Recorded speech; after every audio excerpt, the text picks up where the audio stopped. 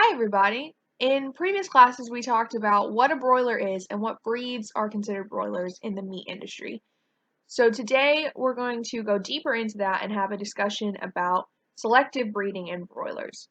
To start, I want everyone to get a piece of paper and I want you to split the paper in half. On one half, I want you to draw or write a list of what you think a chicken in the meat industry looked like in the 1950s. On the other side, I want you to do the same thing, but I want it to be a chicken that is you would see today. So on one side is the 1950s chicken, and one side is the chicken of today. If you want to draw it, you can. If you don't want to draw and you just want to write a list, that's totally fine.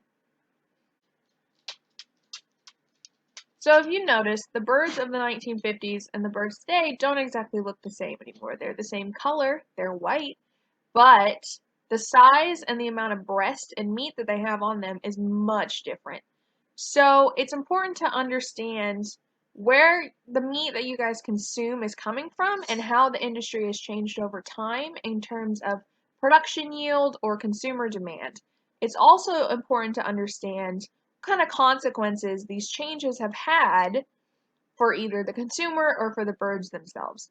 So what we're going to do today is we're going to do a debate about the pros and cons of selective breeding over the years for these broilers.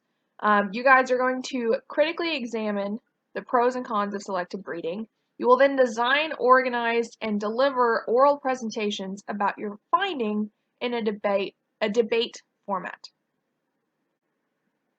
The scenario we're looking at today is about broilers being selectively bred for over 60 years to increase meat production. The birds today are almost double the size of those that were around 60 years ago, with breast size increased by 80%. They also reach these sizes in almost half the time, being at market weight in 6 weeks versus the 15 weeks it took 60 years ago. So not only are the birds twice the size, but they get there twice as quickly, in half the time. This leads to higher production yields in half the time. However, the question remains if the higher production yield is worth the possible health or welfare side effects to the broilers. The question I have for you guys that you guys are going to debate is it worth having the increased production yield for potential health concerns for the birds? So to start this debate, I'm going to have you guys into two breakout groups.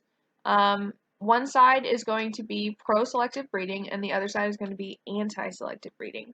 Once you guys are in your groups, I'm going to give you 10 minutes to talk to each other and do some research online and try to come up with arguments for your side. And I also want you to assign 4 speakers for your group. One speaker is going to be in charge of the opening statement. One speaker is going to be in charge of your first argument. The next is going to be in charge of your second argument. And the final speaker is going to be in charge of your closing statement. So you have an opening statement, argument number 1, argument number 2, and your closing statement. So after your 10 minutes are up, we're all going to come back together and we're going to be respectful to each other. We're going to make sure that no one interrupts when someone's talking. And we're going to take turns. One group is going to go first and then the next, giving their opening statement. You have 2 minutes to give your opening statement. Then we're going into arguments. We're going to have your 2 argument points. We're going to alternate groups. So one's going to go first and the next, and then we're going to swap. And each argument is 2 minutes. So 2 minutes for an opening statement, 2 minutes for each argument.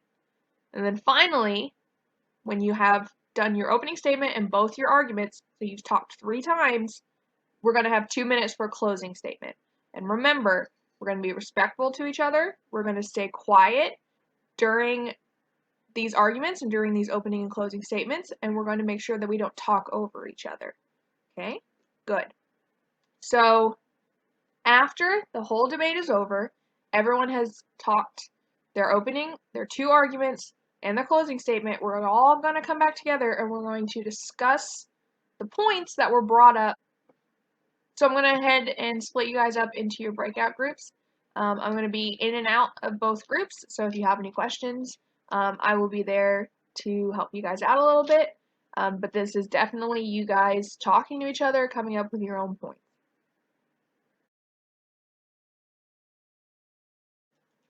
So the debate is over, and you guys have done your opening, two arguments, and your closing statements.